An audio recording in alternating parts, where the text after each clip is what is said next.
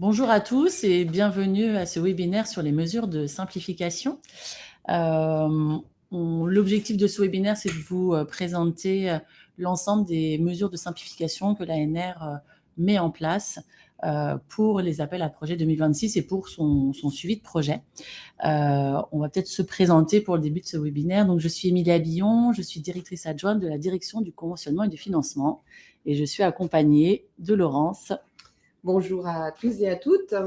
Je suis Laurence Guyard, je suis adjointe au directeur délégué, général délégué à la science, en charge des relations avec les communautés scientifiques et des pratiques responsables de la recherche. Donc, nous allons vous présenter l'ensemble des 5 grandes mesures de simplification mises en place par l'ANR. À l'issue de chaque mesure, n'hésitez pas à poser vos questions sur le chat. On les a juste à côté. On y répondra vraiment au fur et à mesure. L'objectif est que vous puissiez sortir de ce webinaire avec un maximum d'informations. Tout n'est pas encore acté, définitivement mis en place. Donc, il y a des choses sur lesquelles peut-être qu'on n'aura pas les réponses avec Laurence, mais on reviendra vers vous sans aucun problème dès lors qu'on a les éléments. Les mesures de simplification. Donc, les objectifs visés par ces mesures de simplification, donc 5 grands objectifs. Le premier, c'est le passage à la forfaitisation de certains appels à projets ou instruments de financement de l'appel à projet générique. Le deuxième est vraiment dans un objectif d'alléger les contrôles liés aux dépenses et au versement des soldes. Le troisième, sur l'accélération de la contractualisation, comment on a trouvé des pistes pour optimiser la contractualisation et faire en sorte que vous ayez vos actes attributifs et vos versements le plus tôt possible. Un quatrième sur les nouveaux instruments sans évaluation supplémentaire, donc des financements complémentaires mais sans évaluation. Et enfin, le principe de dites-le nous une fois, ou pareil, dans un objectif d'améliorer les processus de dépôt au projet, on a mis en place des actions supplémentaires. Donc, la première phase des mesures de simplification va s'appliquer aux futurs appels à projets 2026. Donc, tout ce qu'on va vous détailler là concerne l'appel à projet 2026. Il y a certains éléments qui ont déjà été présentés ce matin lors des rendez-vous de l'ANR sur Quoi de neuf à l'ANR. Et là, on va essayer d'y revenir plus en détail. Donc, la première mesure de simplification a été le passage au forfait de certains financements, de certains appels à projets ou instruments de financement. Donc, l'ANR met en place un forfait unique avec un montant unique pour l'ensemble des projets dans plusieurs instruments de financement, plusieurs appels à projets de financement, où l'objectif, c'est vous avez une aide unique, donc il n'y aura plus de relevé de dépenses à nous transmettre, mais uniquement un jalon.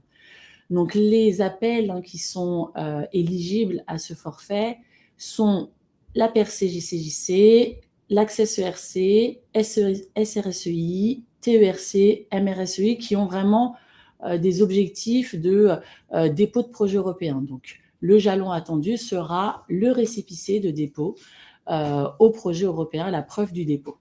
Et nous avons aussi les LabCom qui seront sous forme de forfait avec un montant unique pour tous les bénéficiaires, où là, on sera sur un rapport scientifique. L'objectif, on sera sur un rapport scientifique, pareil, simple, tel que l'on le fait aujourd'hui. Il n'y aura pas de mesures supplémentaires à nous fournir, en tout cas d'éléments supplémentaires à nous fournir dans les rapports scientifiques.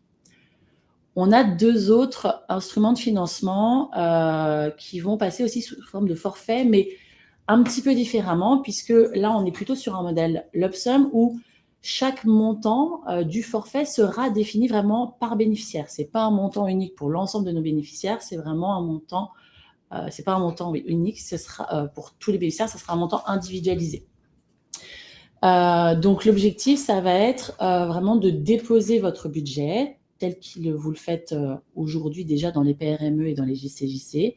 Sur la base de ce budget déposé, il y aura une analyse par les comités, une sélection, et ensuite l'ANR va contractualiser ce budget sous forme de forfait, pour lesquels, de la même manière que pour les autres forfaits, vous n'allez pas nous transmettre de relevé de dépenses, mais uniquement un rapport scientifique pour que l'on puisse apprécier la réalisation effective des projets et vérifier qu'elle elle est bien complète.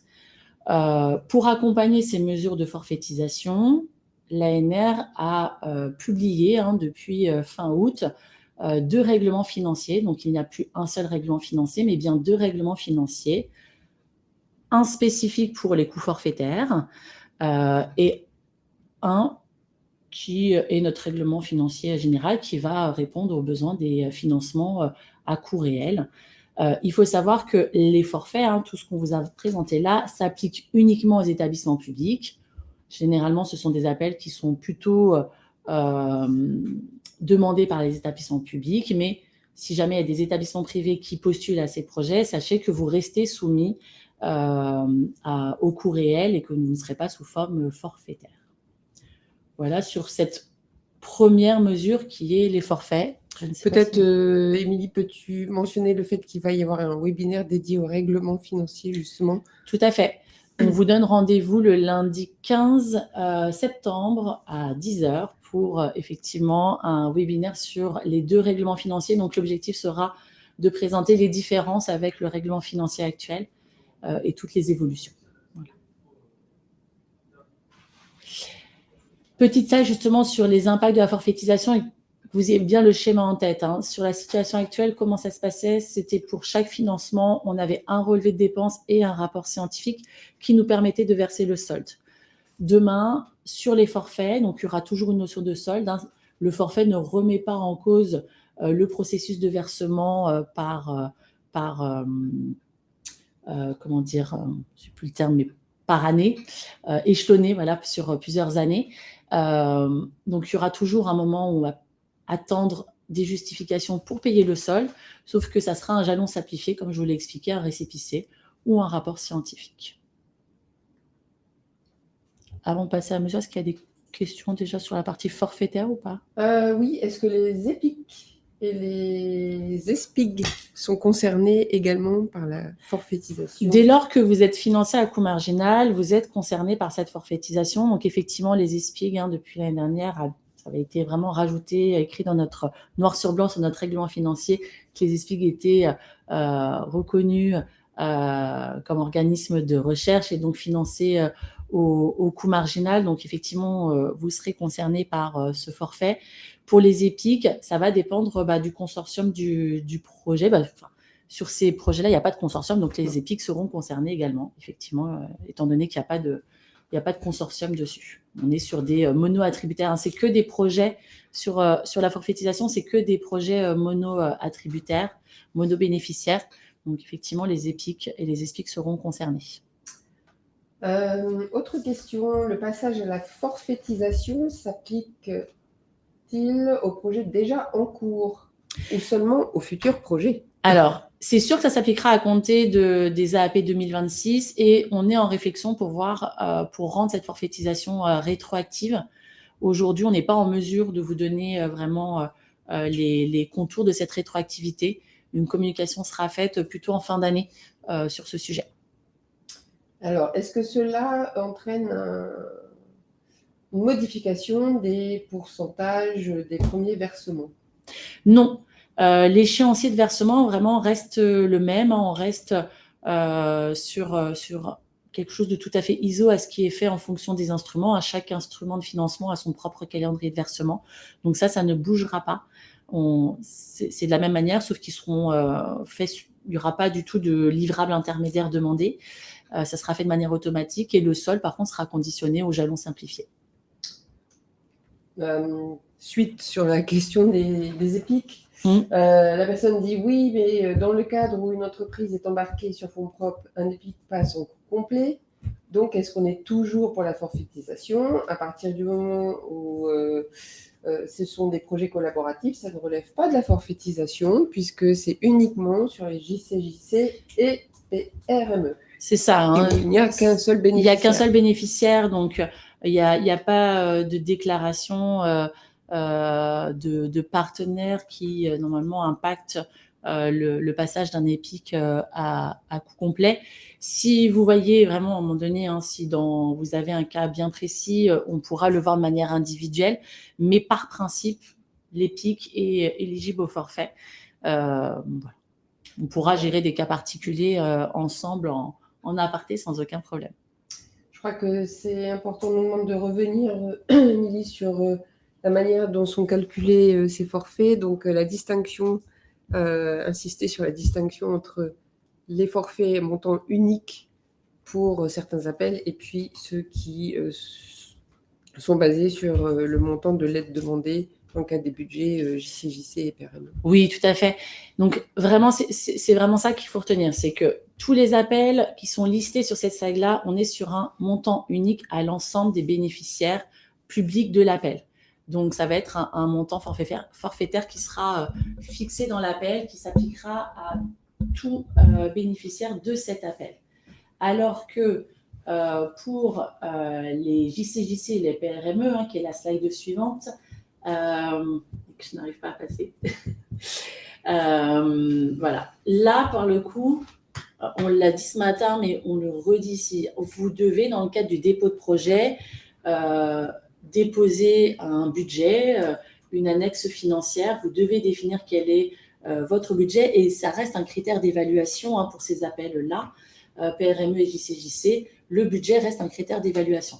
C'est vraiment une fois que le projet est retenu pour financement, dans le cadre de la contractualisation, que l'on va basculer ce financement au format forfait, ce qui signifiera que vous n'aurez pas de relevé de dépenses à nous fournir, que la somme qui vous est allouée est la somme finale qui vous est allouée. Il n'y aura pas de reversement à nous faire ou quoi que ce soit, du moment que le projet est réalisé. Donc, on fera quand même une analyse de rapport scientifique. Si on voit que le projet n'a pas du tout été mené par les équipes, bien évidemment que l'ANR se réserve le droit de faire appel à un retour des fonds qui n'ont pas été utilisés, qui n'ont pas été justifiés par le rapport scientifique. Mais par principe, il n'y a pas du tout de relevé de dépenses dessus. Et ça se fera qu'au moment de la contractualisation. Le passage au forfait est à la contractualisation. Donc oui, ça reste un élément de dépôt. Le budget reste un élément de dépôt, reste un élément d'analyse, de sélection, de critères de sélection. Et le forfait se fait à la contractualisation. Alors, dans le cadre des instruments en forfait pour toucher le solde, on devra donc indiquer quel est le pourcentage de dépenses qui ont été engagées et donc un solde proratisé au réel de nos dépenses ? Non, c'est un forfait, donc ce n'est pas un solde proratisé au réel des dépenses, c'est vraiment le principe même, c'est que la somme qui vous est allouée dès le début est la somme finale. Encore une fois, comme j'ai dit, au regard quand même du rapport scientifique ou au regard que vous ayez bien déposé le projet à l'ERC. Mais sinon, la somme entière est acquise. Il n'y a pas du tout de déclaration du taux d'utilisation des dépenses par rapport à ce forfait qui vous est demandé dans aucun document. Bon. Alors, il y a encore des questions relatives au budget pour les JCJC et PRME, donc je vais reformuler différemment, peut-être que ça va aider à la compréhension. Les documents scientifiques, ce qui est demandé, attendu dans les documents scientifiques déposés à la APG dans l'instrument JCJC et PRME reste identique. À savoir qu'il faut bien sûr avoir un état de l'art, il faut avoir une problématique, des hypothèses et une méthodologie adaptée aux objectifs fixés dans le projet, avec des compétences réunies pour pouvoir atteindre ces objectifs et un budget qui soit aussi en cohérence avec l'atteinte de ces objectifs. Donc, on construit le budget de la même manière qu'on a toujours demandé à ce qu'il y ait un budget qui soit construit de manière à demander une aide auprès de l'ANR dans le cadre de ces dépôts de projets. Donc, les JCJC, les PRME construisent leur budget en cohérence avec l'atteinte de ces objectifs. Ces budgets, comme l'a dit Émilie, vont être évalués par les comités d'évaluation scientifique, puisque c'est un critère de la deuxième étape du processus d'évaluation. Si les budgets sont vraiment très mal construits, sont vraiment surdimensionnés, eh bien, il y aura une très mauvaise note attribuée par les comités à ce critère d'évaluation sur le budget, et il y a de fortes chances, enfin de forts risques, on va dire, que le projet ne soit pas retenu pour financement.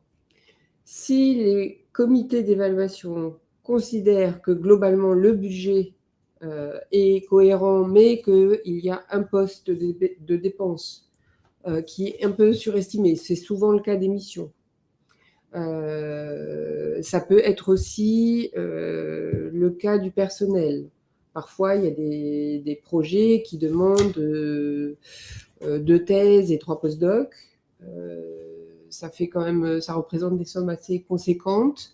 Et souvent, les comités, ça peut être tout à fait justifié en fonction de l'ampleur de la recherche qui est proposée. Mais il y a des comités qui peuvent estimer que 2 post-docs seraient amplement suffisants pour réaliser les tâches qui sont prévues dans le projet. Donc ça ne change pas. C'est ce qu'on attend sur un PRC, ce qu'on attend sur un PRCE.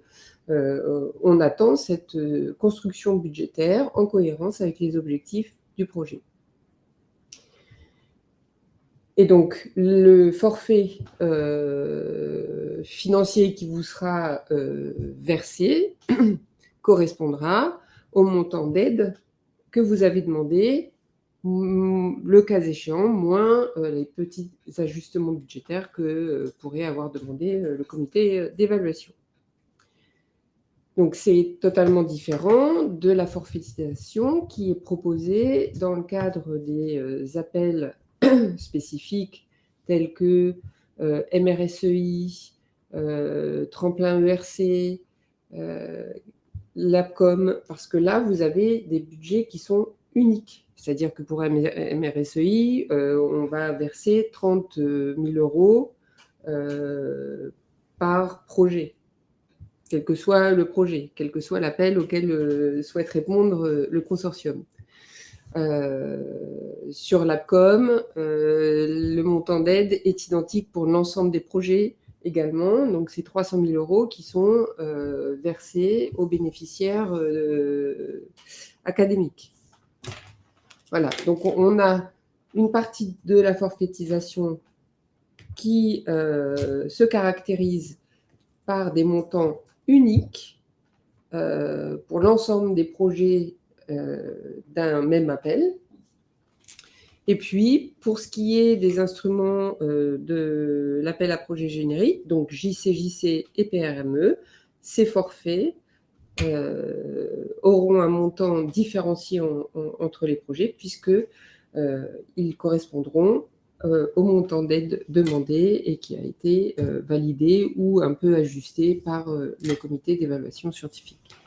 Donc, j'espère que là, on a été plus clair. Un peu plus clair. Alors, les échéanciers.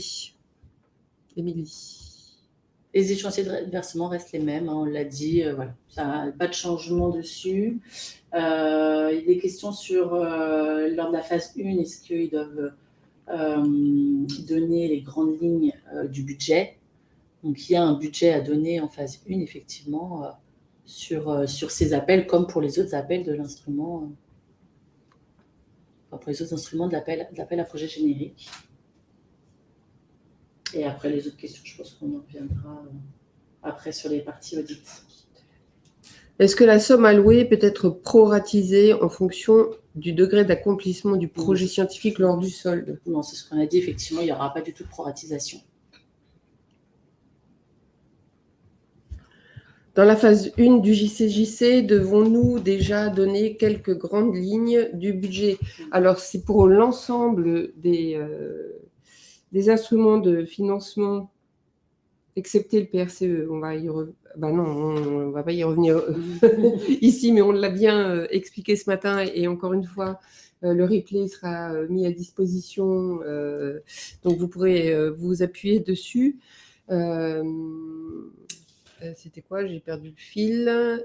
En phase 1, on demande à ce que le montant d'aide soit indiqué. C'est un élément qui n'est absolument pas communiqué en étape 1 aux évaluateurs, donc aux membres de comité, étant donné que ce n'est pas un critère d'évaluation pour l'étape 1. Mais c'est important pour nous, ANR, de savoir quels sont les montants d'aide qui vont être demandés et essayer de prévoir un petit peu toutes les analyses budgétaires, financières que nous devons conduire.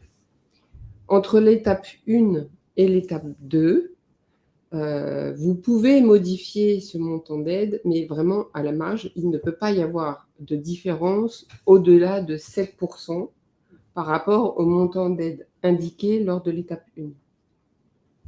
Donc oui, c'est pour répondre à la question, dans la phase 1 du JCJC, devons-nous donner quelques grandes lignes du budget, uniquement indiquer le montant d'aide que vous voulez demander. Ça n'est pas un critère d'évaluation, donc dans le document scientifique de 4 pages, ne perdez pas de temps à parler du budget parce que ce n'est pas le lieu. Et si vous parlez du budget à ce moment-là, vous perdez un peu de place pour parler des choses qui sont attendues.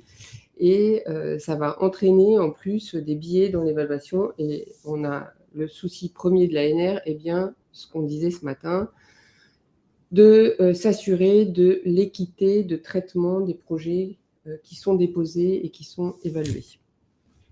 Une question importante, est-ce que le modèle lump sum proposé est identique à son fonctionnement à celui des calls européens, versement du coup des budgets au reporting périodique? Il n'y a pas de reporting périodique dans le cadre de nos JCJC et PRME. Ça sera uniquement un rapport scientifique final.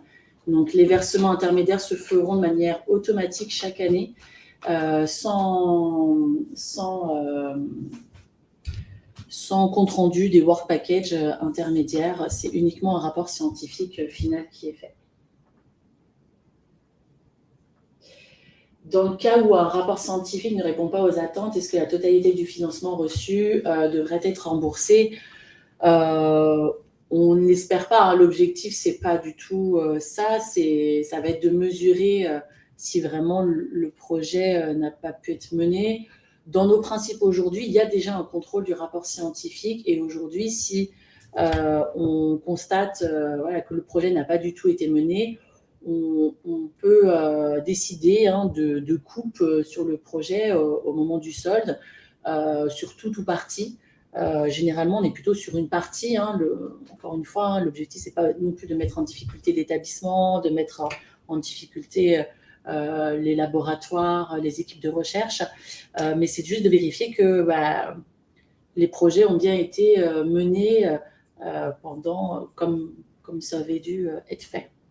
L'objectif de l'agence est de vraiment être en appui, un appui important aux communautés scientifiques, aux chercheurs, aux chercheuses qui conduisent des projets, à qui on alloue effectivement une aide. Et on est là tout au long du projet pour pouvoir trouver des solutions lorsque les scientifiques rencontrent des difficultés, des aléas. Et effectivement, en recherche, on est confronté à des aléas. C'est normal, c'est la vraie vie de la recherche. Mais on est là pour trouver des solutions et essayer de faire en sorte d'accompagner jusqu'au bout le projet et de permettre aux scientifiques qui sont impliqués dans les projets d'atteindre leurs objectifs, de faire des réorientations si nécessaire. On essaie de trouver des solutions. Donc, il faut vraiment rester en contact avec l'ANR. Vous avez des chargés de projets scientifiques qui suivent vos projets tout au long de leur vie. N'hésitez pas à les solliciter, à les contacter si vous rencontrez des difficultés. Et ensemble, on trouvera des solutions plutôt que de ne rien dire et que l'ANR découvre effectivement dans le rapport scientifique final que finalement le projet soit ici pas passé grand-chose. En tout cas, aucun des objectifs n'a été atteint, plusieurs tâches n'ont pas été réalisées, etc. Là, ça peut entraîner effectivement le recouvrement de certaines sommes, si ce n'est la totalité. Mais sincèrement, on n'aime pas faire ça. C'est vraiment pas dans notre philosophie, et c'est dans l'intérêt de personne de faire ça. Donc, mais pour éviter ce genre de choses, quoi, il faut nous tenir informés, et on essaie ensemble de trouver des solutions. Et tous les 15 jours, on réunit un comité de suivi de projet dans lequel on siège toutes les deux, et on essaie toujours de trouver des solutions en faveur de la recherche et en meilleur appui possible auprès des équipes. Et il y a des questions justement sur les audits, hein, donc il n'y aura pas d'audit financier sur ces forfaits. Par contre, effectivement, il peut y avoir des audits scientifiques pour vérifier la conformité aussi du rapport scientifique avec ce qui a pu être fait. Donc, pas d'audit financier dessus, hein, encore une fois. Il y a beaucoup de questions sur si je n'utilise pas la totalité des fonds ou autre, vous n'avez pas à nous le justifier. Ça reste des sommes qui resteront au sein de vos établissements. Donc après, ça sera les politiques d'établissement sur l'utilisation de ces fonds restants sur le projet qui s'appliqueront. Mais voilà. Je pense qu'il y avait juste une dernière question sur est-ce que les PGD finaux restent également des livrables obligatoires pour ces instruments? Oui, alors le plan de gestion de données doit être fourni dans les 6 mois qui suivent le conventionnement.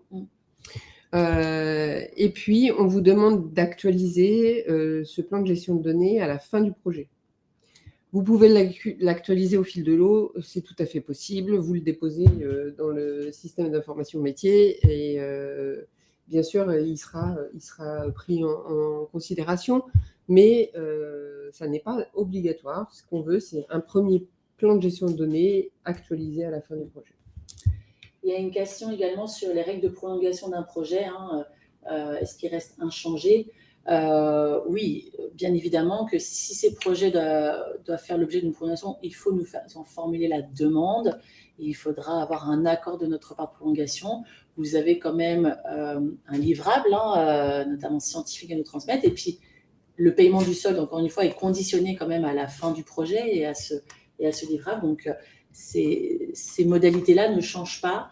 De la même manière que on est dans un forfait, donc le budget tel qu'il est prévu au niveau d'un JCJC ou d'un PRME est tout à fait fongible. Et de toute façon, je reprendrai cette question de la fongibilité des dépenses juste après. Et donc, les dépenses sont fongibles. Mais de la même manière, il est toujours bon d'informer l'ANR sur les modifications qui peuvent être apportées dans le cadre des projets. Relativement aux prolongations, beaucoup de demandes de modification en cours de projet concernent les demandes de prolongation. C'est à peu près 80% des demandes de modification en cours de projet. Essayez de bien penser justement la durée du projet. Lorsque vous déposez votre projet, essayez de bien le penser et de bien considérer les temps de recrutement des personnels non permanents, tels que les thèses, les postdocs. Ça peut prendre beaucoup plus de temps qu'on l'imagine, surtout dans certains domaines. Je sais qu'il est difficile de trouver des candidats ou des candidates. Donc, prenez ce temps de recrutement en considération dans l'évaluation de la durée de votre projet. Même si, bien évidemment, on accorde la majorité des prolongations qui sont demandées, sans naturellement que ça couvre sur une période trop longue, de 7 à 7, 8, 9 ou 10 ans. C'est pas l'objectif. Mais on examine en tout cas chaque demande, et ça pourrait être évité, beaucoup de ces demandes de prolongation pourraient être évitées si on pensait bien cette durée de projet en amont et qui prennent en compte ces difficultés de recrutement. On va passer à la mesure suivante. Dans la continuité de cette mesure, Laurent, je te laisse la parole sur les financements supplémentaires sans évaluation.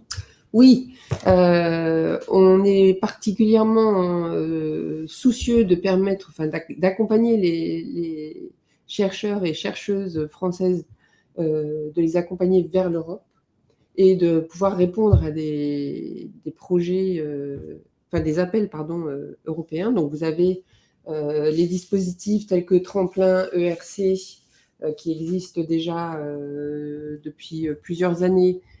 La nouveauté, c'est que cette année, ce tremplin ERC est étendu aux ERC Advanced. Donc ça, c'est une nouveauté. On a également les dispositifs MRSEI, donc montage de réseaux scientifiques européens ou à l'international, et poursuivis potentiellement par SRSEI pour les appels internationaux qui comportent des processus d'évaluation en 2 temps. Donc, on accompagne aussi sur le 2e temps avec SRSEI. Et puis, pour 2026, eh bien, on essaie de donner un petit coup de pouce supplémentaire pour les chercheurs et chercheuses qui désirent répondre à l'international et les encourager aussi à le faire. Alors, avec un jeton MRSEI pour les lauréats et lauréates PRCI, c'est-à-dire vous avez un PRCI qui est en cours. Vous pouvez, dans les 2 dernières années du PRCI, vouloir répondre, ou vous avez identifié un appel européen ou international auquel vous souhaitez répondre, eh bien, on vous donne un financement supplémentaire qui correspond au financement MRSEI de 30 kg pour pouvoir vous accompagner, vous appuyer dans la réponse à cet appel que vous avez identifié. De la même manière, on propose à partir de 2026 d'accompagner, d'aider et de donner un petit coup de pouce supplémentaire aux jeunes chercheurs et jeunes chercheuses qui ont un JCJC en cours, de leur donner un forfait complémentaire pour celles et ceux qui souhaiteraient déposer un projet à l'ERC. Donc, en starting, généralement, quand on est JCJC, c'est pour répondre à l'ERC starting, mais ça pourrait être aussi consolidator. Ce montant en coût réel est de 75K. Et on ne sait pas encore exactement comment, si on va faire plusieurs appels dans l'année, si ça va être au fil de l'eau. On a encore des petits ajustements à faire en interne pour voir toutes les modalités de mise en œuvre de ces coups de pouce complémentaires pour pouvoir aider à aller à l'Europe. Et donc, ces coups de pouce, ce sont des forfaits uniques, effectivement, pour tous les candidats et candidates. Eh bien, on reprécise que la question nous est posée, mais ça sera bien effectif à compter de 2026. Ça sera sur le budget de l'ANR 2026 que ces instruments seront mis en place. Donc, les modalités de dépôt, etc., vous seront données d'ici la fin de l'année, début 2026. Vous aurez toutes les informations. Je sais qu'il y en a beaucoup qui souhaitent déposer dès ce début d'année 2026 à l'ERC. Donc voilà, on va essayer de communiquer le plus rapidement possible sur les modalités de mise en place, surtout sur Percé JCJC. Ouais. Sur les percés JCJC. Des petites questions dessus. Mais c'est 75 coûts réels. Hein. Oui, c'est 75 coûts réels et c'est 85 avec préciput inclus. Donc, c'est pour ça que, effectivement, par rapport à ce matin, il y a une petite différence de montant, mais ce sera un package global final de 85, mais c'est 75 coûts réels. Tout à fait. Est-ce que les MRSEI s'appliquent sur les PRC en cours? Oui, c'est l'objectif. Oui, tout à fait, tout à fait. Il faut que ce soit dans les 2 dernières années du projet PRCI et ça peut courir encore l'année qui suit la fin du projet PRCI. Et de la même manière, sur le JCJC, c'est dans les 2 dernières années du JCJC, mais ça peut courir sur l'année qui suit la fin du projet JCJC. Le forfait complémentaire JC est-il obtenu automatiquement ou sous évaluation? Non, alors ça n'est pas obtenu automatiquement, mais ça ne comportera pas d'évaluation scientifique puisque le projet JCJC lui-même a été évalué par les comités d'évaluation scientifique. Donc, on ne va pas refaire une évaluation supplémentaire. En revanche, il y aura des critères d'éligibilité. Là, je viens de le dire, les 2 dernières années du projet ou la première année qui suit la fin du projet, etc. Enfin, voilà, il y aura des critères d'éligibilité, mais il n'y aura pas d'évaluation scientifique. Et comme on l'a dit plus tôt, il y aura aussi, le forfait sera totalement acquis sous preuve de dépôt de projet à l'ERC, donc il faut qu'il y ait une vraie volonté de... Oui, le livrable in fine, le livrable de ces dispositifs, PERC, JC et jetons MRSEI, le livrable sera l'attestation de dépôt au projet européen ou international identifié et que vous avez indiqué justement dans la candidature pour pouvoir en bénéficier. Donc voilà, ça fera partie aussi des critères attendus. Pour pouvoir en bénéficier, il faut que vous ayez identifié l'ERC auquel vous souhaitez répondre, que ce soit le Starting Consolidator, et puis pour MRSEI, pour le jeton MRSEI, il faut avoir identifié l'appel international auquel vous souhaitez répondre. Sur toutes les modalités, l'ANR de toute façon communiquera dessus, parce qu'il y a beaucoup de questions sur les modalités d'application, d'utilisation du forfait sur sa durée, sur comment pouvoir prétendre à ces financements. L'ANR reviendra bien évidemment largement dessus. Il y aura de toute façon des communications qui seront faites, des pages dédiées sur notre site internet. Donc n'hésitez pas à suivre aussi notre newsletter. On communiquera vraiment sur tous ces éléments parce qu'ils sont en train de se construire. Le format est acté. Maintenant, les modalités de mise en place sont en cours de construction encore chez nous. Donc, on ne peut pas répondre à toutes les questions, mais ça viendra d'ici la fin de l'année. Un petit mot sur le cycle court pour les projets avec entreprises. Oui, ça c'est une nouveauté, également une nouveauté sur le plan d'action 2026 et plus particulièrement un des instruments de l'appel à projet générique.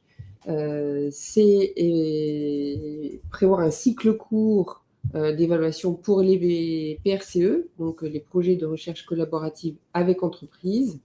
L'objectif est bien de faciliter les partenariats publics-privés. Ça fait partie d'une des stratégies fortes de l'agence, ce qui est attendu aussi par notre ministère de tutelle.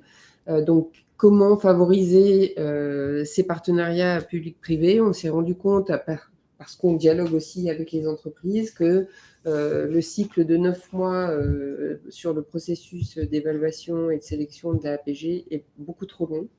Ne répond pas aux contraintes de l'entreprise. Et donc, pour 2026, il convient, pour déposer un projet PRCE, de faire un enregistrement, une préinscription en étape 1.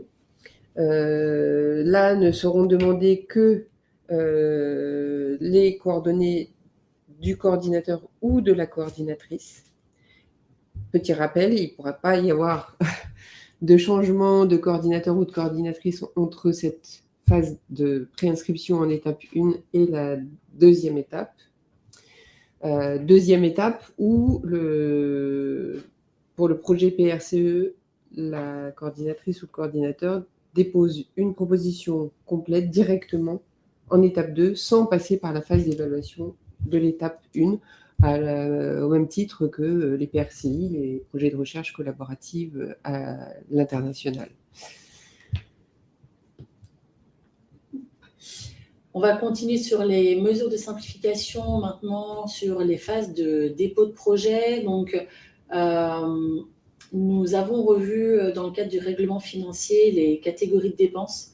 L'objectif était de pouvoir s'harmoniser avec les autres agences de financement et être raccord à ce qui peut être fait auprès des autres agences. Donc, initialement, au niveau du budget prévisionnel, on avait 5 catégories de dépenses, les personnels, matériel instruments, bâtiments et terrains, prestations de services et frais généraux non forfaitisés. Et maintenant, on n'est plus que sur 4 catégories, le personnel, les équipements, la prestation de services et les autres frais. Sur le fond, on est sur les mêmes dépenses éligibles. On n'a pas modifié l'éligibilité des dépenses, on n'a pas revu à la baisse des dépenses qui pouvaient être éligibles avant et qui ne le sont plus maintenant. C'est juste une question de forme et d'affectation dans les budgets, dans l'annexe financière, à des catégories différentes qui sont ventilées un petit peu différemment et surtout c'est vraiment ce qui est fait auprès des autres agences de financement. Donc, on est quand même raccord tous ensemble sur les mêmes catégories de dépenses. Des mesures de simplification sur les phases de contractualisation.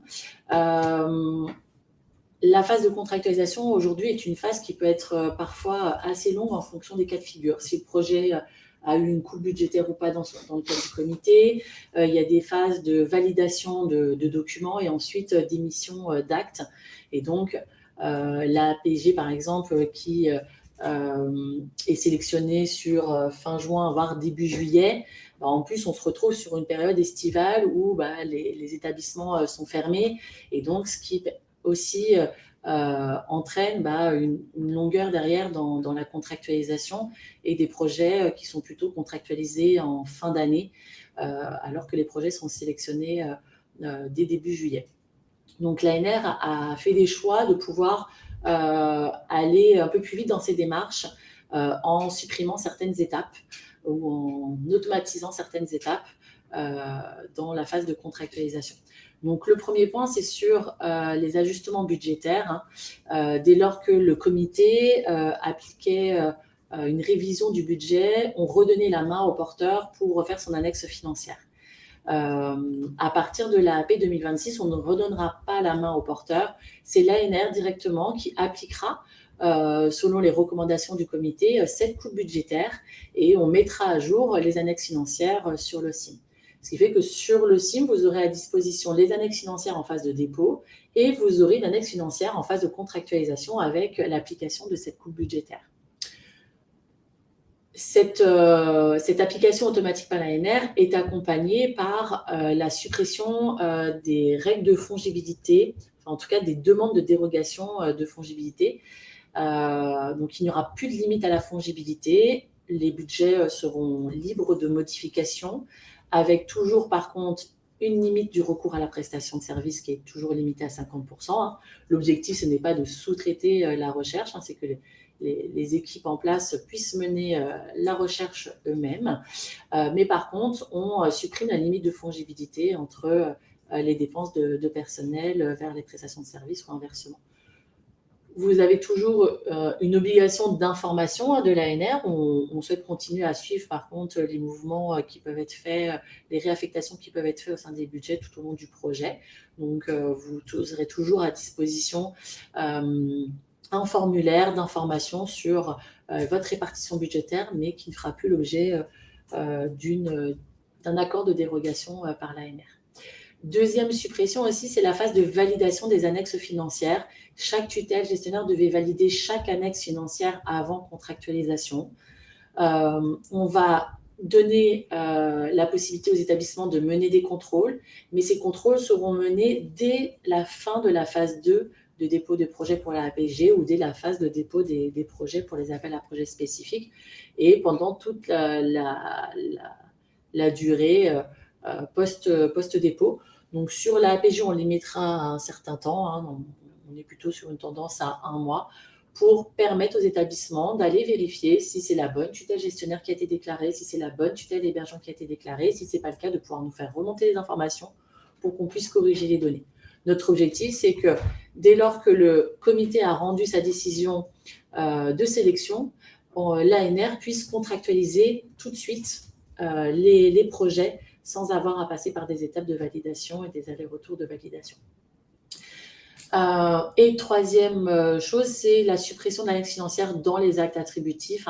Il y aura un acte attributif sans annexe financière. Les annexes financières, comme je l'ai dit juste avant, seront disponibles sur le SIM et avec une version à chaque phase du projet, donc au moment du dépôt du projet, au moment de la contractualisation, et qui suivra aussi la vie du projet en cas de modification en suivi de projet.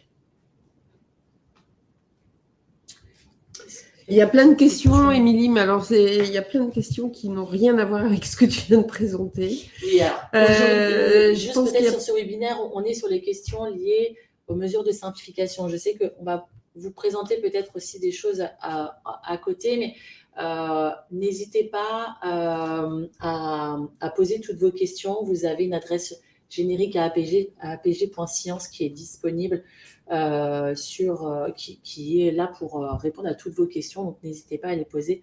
On ne pourra pas aborder toutes les questions ni individuelles, ni hors sujet des mesures de simplification. Alors, il y a une personne qui dit « Compte tenu de la suppression de l'annexe budgétaire et donc des dates de début et de fin de projet scientifique, les actes attributifs sont-ils modifiés ?» Alors, non, il n'y a pas de suppression de l'annexe financière. L'annexe financière, elle existera toujours, sauf qu'elle n'est plus annexée à l'acte attributif. Elle sera uniquement disponible sur le site internet de l'ANR, enfin sur la plateforme SIM de l'ANR, et elle reste une annexe contractuelle du document. C'est juste qu'elle ne sera plus transmise dans le cadre des actes attributifs.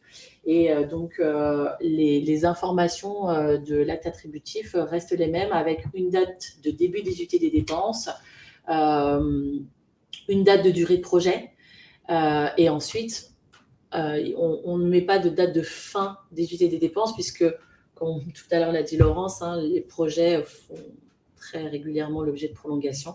Et donc, par contre, on indique que c'est bien la date de fin scientifique du projet qui vaut date de fin d'étude des dépenses. Donc, ces modalités-là, tout ce paragraphe sur la durée du projet n'est pas amené à changer dans les actes attributifs. En tout cas, on n'y a pas vu la nécessité. Donc, voilà, pas de changement.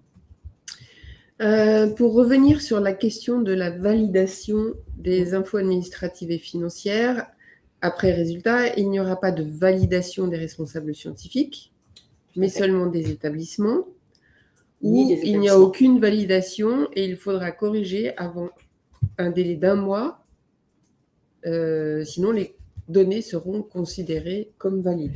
Oui, tout à fait. Il n'y a plus de toute phase de validation, ni du résultat scientifique, ni de la tutelle.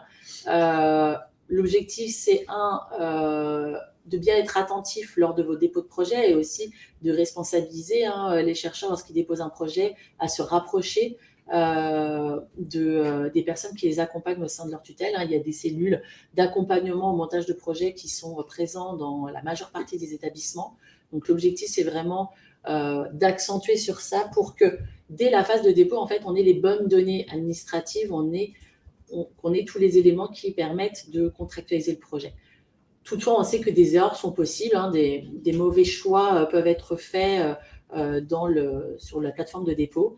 Et donc, on laissera la possibilité aux établissements, a priori par le biais du portail de suivi de projet, en fait, on donnera la visibilité aux établissements de toutes les informations, ce qui est déjà le cas. Aujourd'hui, vous pouvez voir tous les projets qui ont été déposés dans les différentes phases de la APG, et vous avez un certain nombre d'informations qui remontent sur cette plateforme. L'objectif, c'est de donner la possibilité aux établissements de faire les changements. Après, les projets peuvent faire l'objet, une fois qu'ils sont contractualisés, peuvent faire l'objet de modifications contractuelles. Si vraiment il y a des erreurs notables dans la contractualisation qui aura été faite, on pourra procéder à des décisions modificatives par la suite.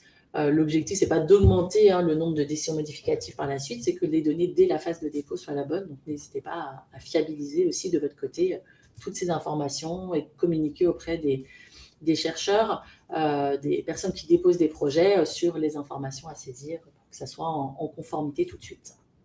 Quid de la fongibilité entre partenaires ? Alors, la fongibilité entre partenaires, ça ne change pas. Des transferts de fonds entre partenaires peuvent être faits. C'est toujours sur avis de l'ANR et c'est toujours formalisé par l'ANR. Enfin, c'est des transferts de fonds, mais qui ne sont pas directement. C'est l'ANR qui acte d'une réaffectation des fonds entre partenaires. Donc ça ne change pas. Vous devez toujours formuler une demande. Vous avez un formulaire qui vous permet de formuler vos demandes. Elles seront analysées par l'ANR dans le cadre du comité de suivi de projet que Laurence vous a parlé tout à l'heure. Et l'ANR procédera à une décision notificative avec la nouvelle aide allouée à chaque partenaire. Donc ça ne change pas. Bien évidemment, quand on parlait de fongivité de dépenses, c'était au sein même de mon budget en tant que partenaire de projet et pas entre partenaires de projet. C'est fini, oui, c'est bon. Ouais.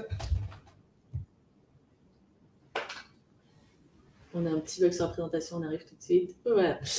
Donc, les mesures de simplification pour tous les projets actifs au 1er septembre 2025. Donc, je vois qu'il y a une petite coquille que je vais modifier avant de le déposer sur la plateforme. C'est bien dont la date de fin scientifique est postérieure au 31 août 2025, puisque ça s'applique dès maintenant. Donc là, on passe vraiment sur la phase de suivi. On a vu la phase de dépôt de projet. On va partir sur la phase de suivi de projet. Donc, la première grande mesure dans cette phase de suivi, ça va être la suppression d'une demande de relevé de dépenses détaillées de manière automatique. Aujourd'hui, pour recevoir son solde, chaque établissement, chaque partenaire de projet doit nous transmettre un relevé de dépenses détaillé. Et c'est sur cette base de relevé de dépenses que l'on verse le solde. À partir de ce mois-ci, et pour tous les projets qui arrivent à échéance à compter du 1er septembre 2025, il vous sera demandé un certificat de clôture. Donc, ça sera un document qui va être mis en ligne là, très prochainement sur notre site où l'ordonnateur va déclarer sur l'honneur les dépenses qu'il a eues dans le cadre du projet. Et c'est sur la base de ce document qu'on procédera au solde. Donc, cette attestation s'applique uniquement pour les établissements publics. Les établissements privés resteront sous un format de relevé de dépenses détaillé de manière intermédiaire et finale, comme c'est le cas aujourd'hui.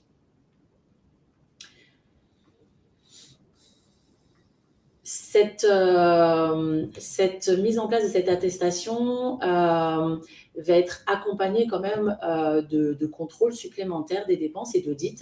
Donc, on a 100% des établissements publics qui vont nous transmettre un certificat de clôture. On va définir un échantillon à chaque fois de 10% de bénéficiaires sur une édition qui vont être concernés par un relevé de dépenses détaillé. Donc, vous aurez l'information sur le CIM à peu près 6 mois avant la fin du projet. Là, on est en train de mettre en place, pareil, les modalités d'application, mais environ 6 mois avant la fin du projet, vous serez informé si vous êtes concerné par la transmission d'un relevé de dépenses détaillé pour votre projet. Et de la même manière, l'ANR continue son travail sur les audits. Nous menons des audits de manière aléatoire ou sur alerte. Et ça continue jusqu'à 5 ans après la fin du projet. Ces modalités n'ont pas changé, ce qui représente à peu près 1% de l'ensemble de nos bénéficiaires. L'objectif, c'est d'arriver à ce taux-là d'audit et pour lequel on va demander des pièces justificatives. On est en train de revoir aussi nos modalités d'audit pour essayer d'alléger cette partie d'audit sur les documents qui sont demandés, de voir aussi est-ce qu'on fait que des audits complets ou est-ce qu'on fait partiel sur certaines catégories de dépenses. On est en train vraiment de revoir aussi nos procédures d'audit et de la même manière, on pourra apporter plus d'informations dès l'année prochaine sur nos modalités d'audit définitifs. Oui, ce qui est important de retenir, parce que je vois qu'il y a une réflexion plutôt plus qu'une question dans le chat. L'objectif, c'est de ne pas faire 2 fois la même chose, une fois dans les établissements qui doivent effectivement, qui sont contrôlés et qui doivent gérer et comment dire, rendre des comptes sur la manière dont ils gèrent leur budget et font leurs dépenses. Donc, c'est fait dans les établissements. Pourquoi le refaire encore à l'ANR, c'est vraiment la philosophie qui a conduit à ces modifications, parce qu'il y a une réflexion dans le chat qui dit mais pour le versement du solde, quelle est la simplification? Pour attestation sur l'honneur, une somme sur les certificats de clôture, il faut que nous, établissements, réalisions en interne un rapport. Oui, donc effectivement, il faut que ça c'est fait dans les établissements. Maintenant, on ne vous le demande plus. C'est ça. Toutes les pièces à l'ANR, de manière à ce que nous aussi, on refasse un examen, un contrôle complet. Et voilà, la certification, elle est là. Dans le suivi des projets, dans les établissements, il y a un suivi fléché des dépenses par projet qui est réalisé. Et donc, ce suivi fléché continuera d'exister. Et de toute façon, vous avez des agents comptables en face qui se doivent, parce qu'ils ont reçu une subvention d'un établissement public, de pouvoir flécher les dépenses liées à ça. Par contre, la rédaction d'un relevé de dépenses avec double signature de l'agent comptable, de l'ordonnateur, peut être des démarches qui peuvent prendre du temps, qui peuvent être assez lourdes et qui fait doublon, comme le disait Laurence. Et donc, la démarche de simplification est vraiment par rapport à ça. Donc oui, il y a un suivi des dépenses qui continue à être fait par projet. De toute façon, même si demain, l'ANR ne demande plus de justification, ça continuera d'exister. On est sur de la subvention publique qui fait l'objet de recettes fléchées et qui fait l'objet du coup de suivi par projet de l'utilisation de ces fonds. Donc ça ne change pas effectivement.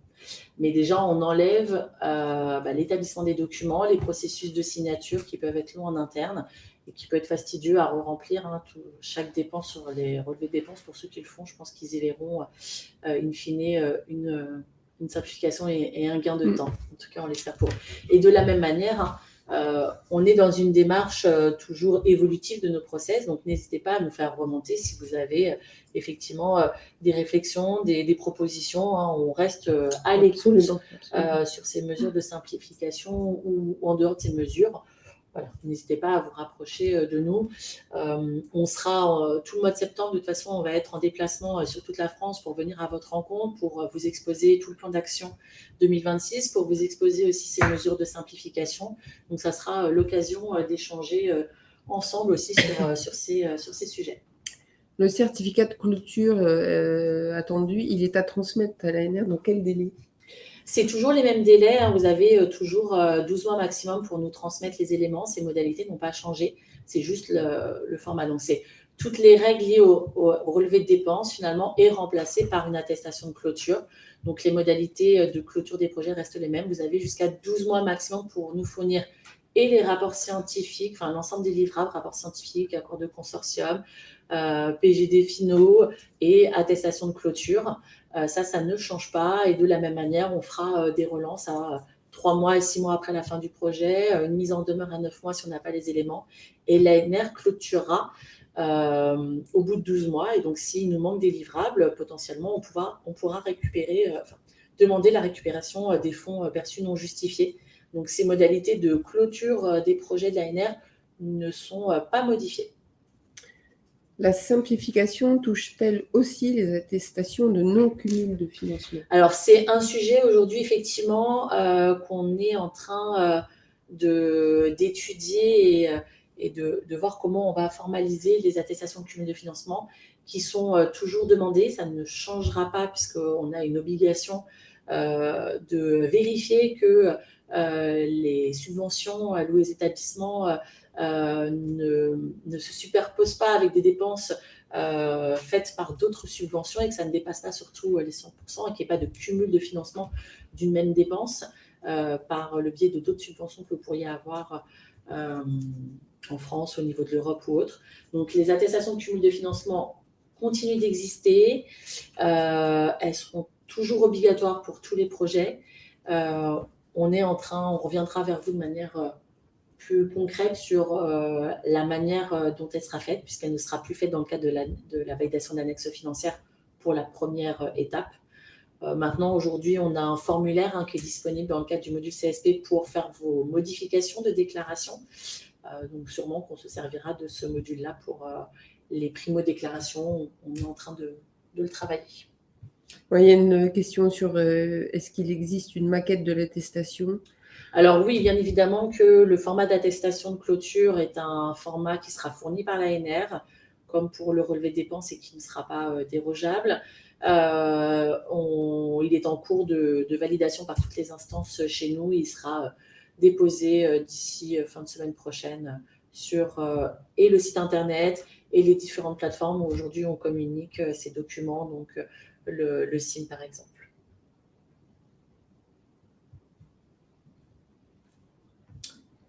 Je pense que tu peux continuer. On peut continuer sur les autres simplifications. Donc, dans le cadre du règlement financier, encore une fois, vous avez un webinaire vraiment dédié au règlement financier, mais on vous a quand même remis les différentes adaptations du règlement financier qui a été fait. Donc, le règlement financier à coût réel, puisqu'il y a 2 règlements financiers maintenant, qui amènent à de la simplification pour les établissements. Donc, on l'a dit tout à l'heure, la suppression de la règle de demande d'autorisation préalable au-delà de 30% de fongibilité. Donc, ça sera uniquement de la simple information qu'il faudra nous faire. Parce qu'on nous l'a beaucoup demandé, donc on l'a mis en tant que mesure de simplification, même si pour l'ANR, on considère que ce n'est pas forcément une simplification pour les établissements, et c'est quelque chose qui était beaucoup demandé. Donc, on a autorisé les conventions de reversement entre co-tutelle publique d'une unité de recherche ou entre organismes publics. Par contre, la justification d'utilisation des fonds seront bien à la charge de la tutelle gestionnaire de l'aide ANR. Donc, la tutelle gestionnaire devra justifier de l'utilisation des fonds de cette convention de reversement par la tutelle qui reçoit ce reversement. Donc, il y aura un suivi à faire par la tutelle gestionnaire. C'est pour ça que pour nous, on est assez sceptique sur le côté simplification, parce qu'il va falloir quand même suivre l'utilisation de ces fonds et les faire remonter à la tutelle gestionnaire et qu'elle l'inclut dans ses dépenses.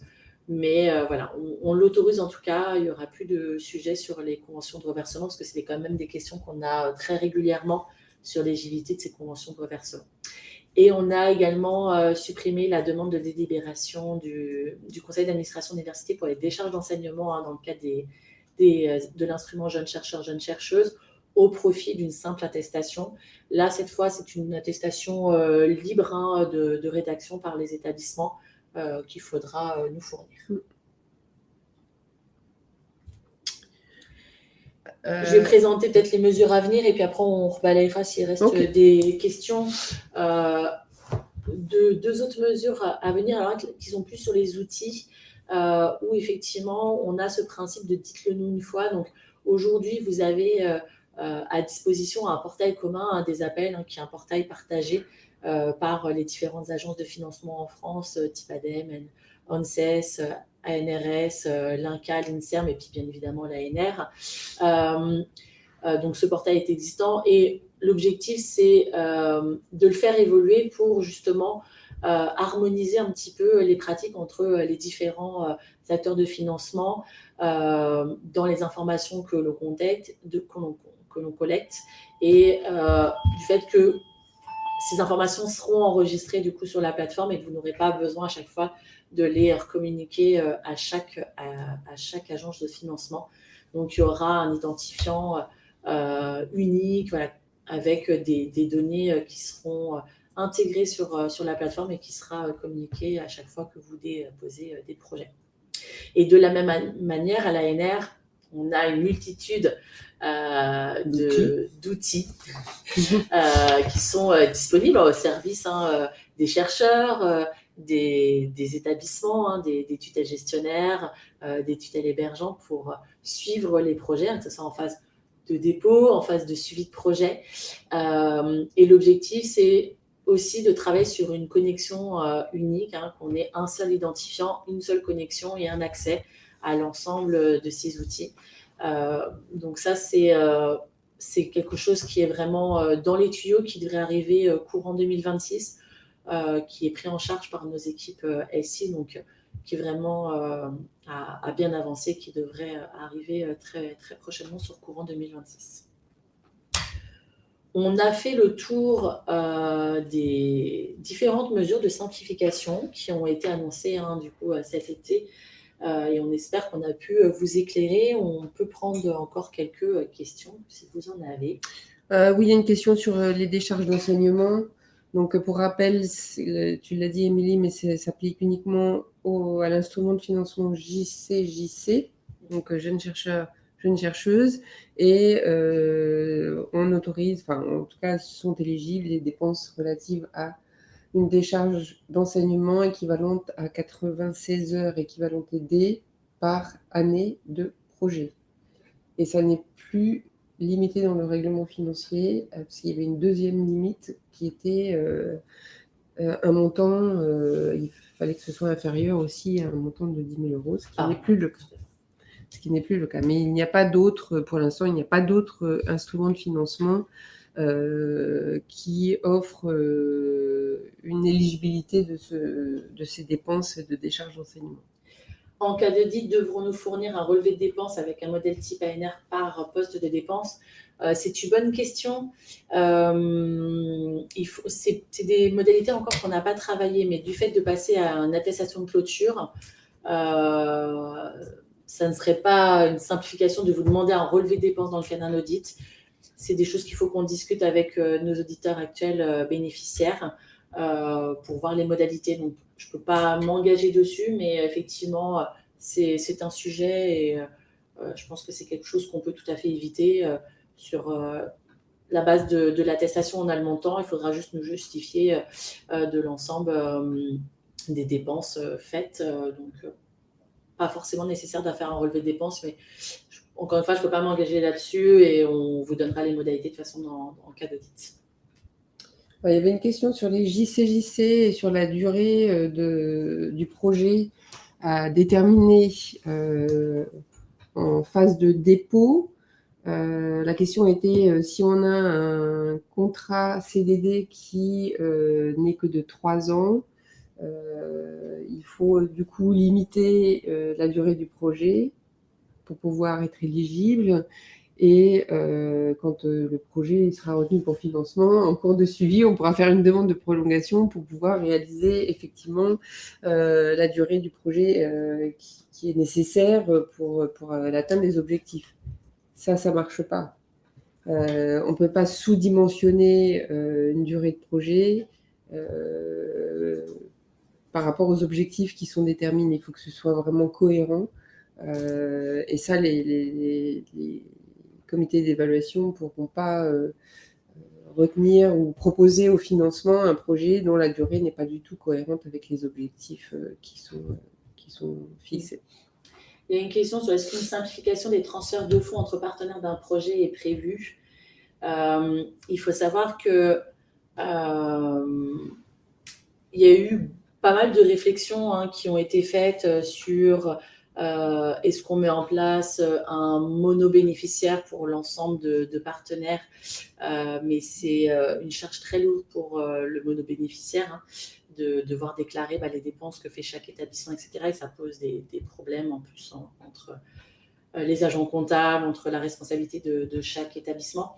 Donc pour l'instant, il n'est pas prévu de simplification, mais c'est quelque chose qu'on étudie dans les modalités, dans les documents aujourd'hui que l'on demande pour essayer d'accélérer parce qu'il y a pas mal de transferts de fonds entre partenaires qui se fait dans le cadre des projets.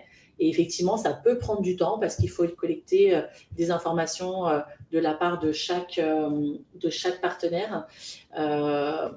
Donc, on étudie les modalités. Toutefois, on est obligé de rester sur des modalités où ça doit passer par l'ANR et l'ANR doit faire une décision modificative puisque chaque budget est propre à un établissement et que, comme on l'a dit pour les conventions de reversement, la tutelle gestionnaire doit comme justifier de l'utilisation des fonds faite par un autre établissement et donc ça reste une charge lourde. Donc, pas de mesure de simplification pour le moment dessus, mais c'est des sujets qu'on étudie régulièrement, pour lesquels on essaye de trouver des solutions de manière globale dans les modifications contractuelles. On a déjà apporté des solutions, on va dire, plus techniques dans le mode de dépôt, puisque vous avez des formulaires maintenant en ligne qui sont mis en place avec justement de l'automatisation de saisie pour vous éviter vraiment de la redondance de saisie dans vos demandes. Maintenant, il y aura des étapes aussi pour étudier les mises en place derrière. Les décharges d'enseignement doivent-elles être budgétisées ou sont-elles de droit? Donc, entre parenthèses, entrent-elles dans le calcul du montant global demandé? Bien évidemment, elles doivent être effectivement prises en compte dans le budget et dans l'aide totale demandée. Dans l'annexe financière des JCJC, vous avez la petite colonne des charges d'enseignement. Ouais. Donc, vous devez y intégrer le montant de votre décharge. Donc, vous devez le budgétiser, effectivement. Pour le certificat de clôture, cela concerne donc tous les projets se terminant à partir du 1er septembre 2025. Tout à fait.